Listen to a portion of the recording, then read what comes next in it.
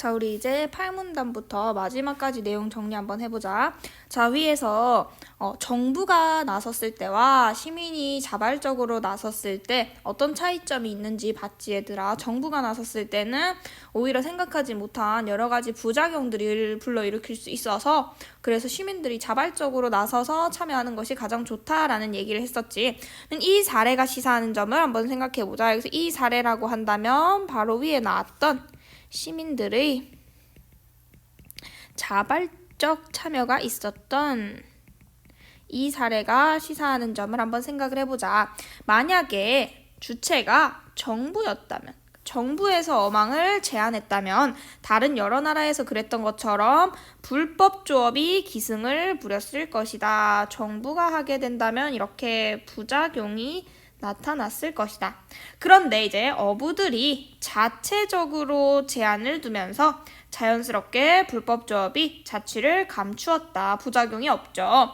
왜냐하면 어부들이 자신들의 권리를 지키기 위해 불법 조업을 자발적으로 감시하고 있었기 때문이다. 물론 처음에 어망을 설치할 권리를 갖는 사람들이 누군지, 시간이 지나면서 그 권리는 어떻게 되는 것인지 등을 합리적으로 결정해야 하는 과정이 필요할 수는 있겠지만 이렇게 자체적으로 해결했을 때 문제점이 더 많이 발생하지 않는다. 얘들아, 막 선생님이 아무리 지각하지 마, 얘들아 지각하면 안 돼, 이렇게 아무리 위에서 선생님들이 막 지각을 끊고 생기부를 어떻게 하고 해도 사실 너희들이 자발적으로 하는 것만큼 더 좋은 게 없잖아. 우리끼리 지각하지 말자라고 하고 너 지각하면은 앞으로 우리 어떻게 하자라고 스스로 법을 정해서 그거를 스스로 자발적으로 지키려고 한다면 그거는 부작용이 일어나지 않을 거야. 근데 지각하지 마라고 자꾸 법으로 막 정하고 어떻게 규칙을 만들고 선생님이 막 해라고 하면은 거기에 따른 반발심도 있을 거고 내가 왜 그래야 되지? 라는 생각도 있을 거고 여러 부작용들이 있을 수가 있단 말이야. 그래서 그 나중에는 점점 처음에는 이거를 규칙을 정하는데 스스로 정하는 거기 때문에 그런 걸 논의하는 과정이, 합의하는 과정이 필요하긴 하지만 그래도 정부가 나서서 전체적으로 법으로 딱 해! 이렇게 정해져 버리는 것보다는 부작용이 훨씬 적을 수 있다라는 얘기지. 자, 프린트 한번 또 채우고 가면 8문단의 주제 해볼게. 8문단의 주제는 정부에서 어망을 제안을 했다면 여러 불법 조업이 기승을 부렸을 것이다. 하지만 누가 자체적으로 나섰다? 네, 시민들이 자체적으로 자신들의 권리를 지키기 위해서 불법 조업을 자발적으로 자발적으로 감시했다. 그렇기 때문에 이런 부작용이 없이 해결할 수 있었다. 자, 그래서 8문단의 주제는 누가 개입했다? 시민들의 자발적 개입을 했더니 그래서 공유자원의 비극이 어떻게 됐다? 해결됐다지. 그래서 시민들이 자발적으로 개입을 했더니 공유자원의 비극을 해결한 사례가 되겠네. 시민들이 자발적으로 개입을 해서 공유자원의 비극을 해결한 사례. 이게 8문단일 거고, 자, 내용 이어서 9문단 빨리 보자. 이처럼 공유자원의 비극이 발생하는 근본적인 이유는요. 공유자원의 비극이 발생하는 근본적인 이유는 뭐와 관련이 있냐면 소유권과 관련이 있는 거야. 자, 무슨 말이냐면 공유자원은 경합성을 가지죠. 경쟁을 해서 내가 많이 쓰게 되면 다른 사람이 적게 쓸 수밖에 없어. 다른 사람이 너무 많이 쓰게 되면 내가 쓸 양이 줄어들어. 그래서 경합성을 지니잖아. 근데 배제성은 없었죠. 돈 안 내도 누구나 사용할 수 있잖아. 자, 그렇기 때문에 이건 주인이 있어 없어? 주인이 없지. 한마디로 주인이 없고 이걸 책임질 사람이 없기 때문에 누구나 막 쓰려고 하는 거잖아. 그러면 이거에 책임을 지어주고 소유권, 이게 누구 건지 명확히 해준다면 해결 방법이 하나가 될 수 있겠네. 이처럼 공유자원의 비극이 발생하는 근본적인 이유는 소유권과 관련이 있으므로 그 해결 방법도 소유권과 관련해서 찾을 수 있다. 자, 오스트레일리아의 바닷가재 공동체처럼 공유자원을 각자의 재산으로 만드는 것이 공유자원의 비극을 해결하는 기본 원리이다. 자, 소유권과 관련이 있기 때문에 누가 가지고 있느냐? 이게 중요하거든. 오스트레일리아의 바닷가재, 물론 바닷가재는 주인이 없지. 근데 바닷가재를 잡을 수 있는 권리를 준 거잖아. 내가 잡을 수 있는 바닷가재를 포획을 할 수 있는 그 권리, 그러니까 그걸 가지는 거잖아. 그래서 공유자원의 비극을 해결하는 기본 원리는 뭐냐면 오스트레일리아의 바닷가재 공동체처럼 공유자원을 각자의 재산으로 만드는 것. 공유자원의 비극을 해결하는 기본 원리가 뭐냐면요. 공유자원을 각자의 재산으로 만드는 것이 중요하다. 왜? 공유자원의 비극이 발생하는 이유는 소유권과 관련이 있기 때문에. 다시 한번, 공유자원의 비극은 소유권 때문에 일어나. 누구 건지가 명확히 정해지지 않아서 일어나기 때문에. 그래서 공유자원의 비극을 해결하는 기본 원리는 공유자원을 각자의 재산으로 만드는 것이 중요하다.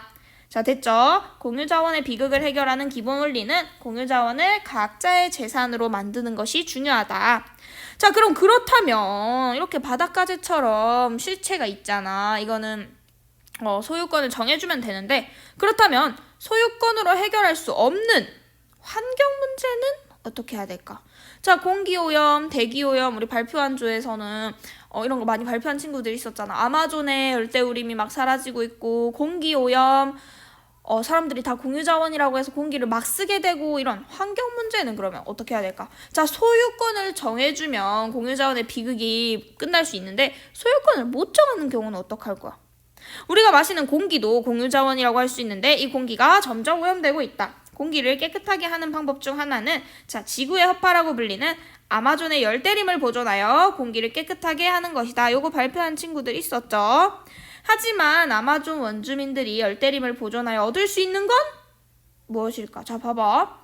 그들의 입장에서는, 그 원주민들의 입장에서는 열대림을 태워서 밭을 일구고 작물을 키워서 팔면 돈을 벌 수 있는데, 아니 원주민들 입장에서 내가 이걸 왜 보존해야 돼? 왜 나만 손해보고 다른 사람들 다 와서 벌목해가고 나무 베가고 불 지르고 하는데 왜 우리 원주민들은 가만히 이거를 지켜만 보고 있어야 돼? 그런 생각할 수도 있잖아. 차라리 이거 세워가지고 우리가 돈을 벌 수가 있는데, 나무 팔고 하면. 그래서 그들의 입장에서는 열대림을 태워서 밭을 일구고 작물을 키워서 팔면 큰 돈을 벌 수 있다.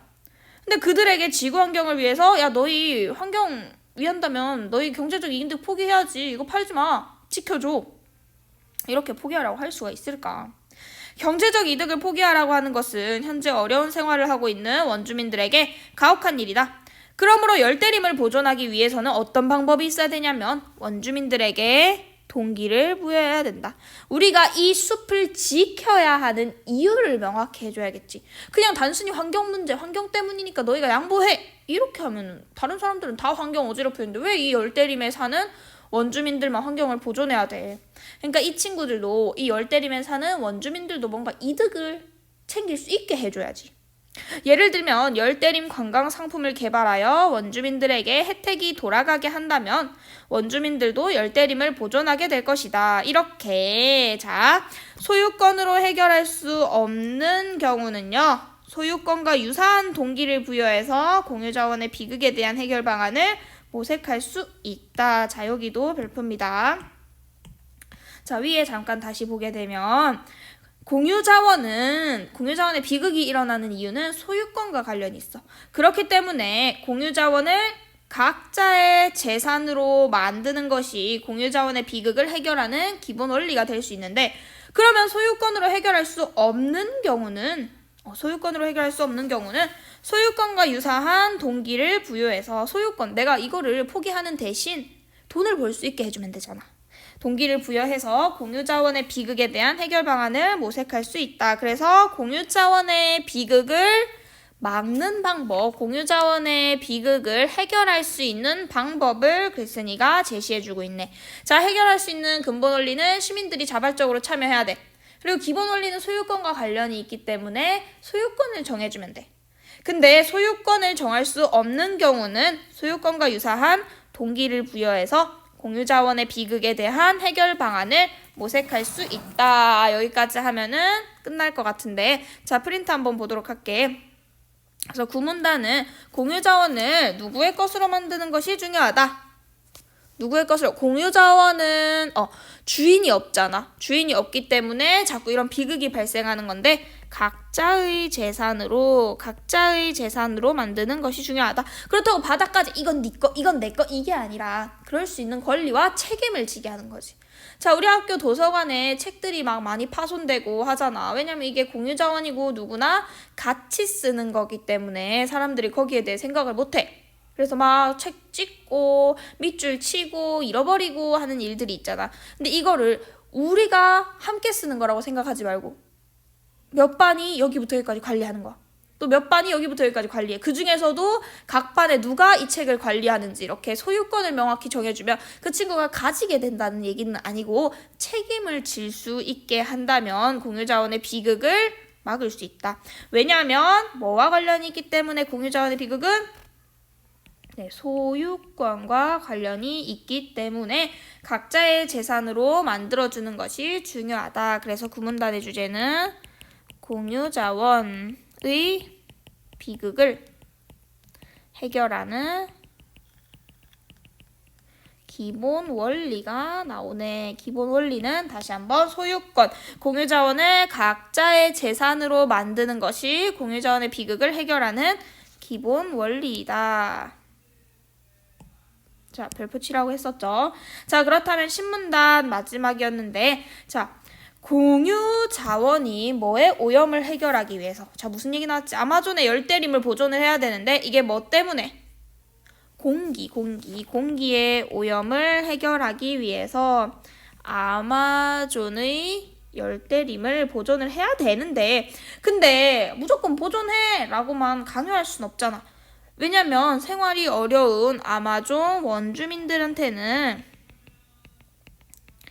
열대림을 뭐 하는 데 따른 개발하는 데 따른 얘네들은 개발하면 돈 더 많이 벌 수 있단 말이야. 근데 이 개발을 하지 못하게 한다면 돈을 못 버는 거잖아. 경제적 이득을 포기하게 하는 것은 가혹한 일이다. 그렇기 때문에 열대림, 관광상품 등과 같은 개발을 통해서 원주민들에게 뭐를 주면 되지? 요거를 주면 되잖아. 경제적 이득을 주는 등. 자, 이득을 주는 등 소유권을 줄 수는 없으니까 소유권과 유사한 동기를 부여하는 방안으로 해결할 수 있다. 소유권을 정할 수 없는 경우에는 소유권과 유사한 동기를 부여하는 방안으로 해결할 수 있다. 자, 다시 한번 위에 보면 공유자원은 소유권과 관련이 있기 때문에 공유자원을 각자의 계산으로 만들어주면 돼. 소유권을 주면 돼. 근데 소유권을 줄 수 없는 경우는 소유권과 유사한 동기를 부여하는 방안으로 문제를 해결할 수 있을 것이다. 자, 그래서 신문단의 주제 보면 소유권을 부여할 수 어떤 경우? 부여할 수 없는 경우 공유자원의 비극을 해결하는 방법, 이것들이 빨간색 쳤던 거죠. 소유권을 부여할 수 없는 경우에는 소유권과 유사한 동기를 부여하는 방안으로 공유자원의 비극을 해결할 수 있다. 자, 이렇게 하면은 내용은 전체적으로 정리됐죠. 자, 학습활동은 전부 다 우리 프린트하면서 했던 거라서 따로 다루지는 않을 거고 학습활동은 따로 다루지 않을게. 그래서 다음 시간에 이 강의 끝나고 나서 계속 이어서 우리 프린트 정리하고 내용 정리 한번 해보고 문제 OX 하고 이렇게 하면 될 것 같아. 여기까지.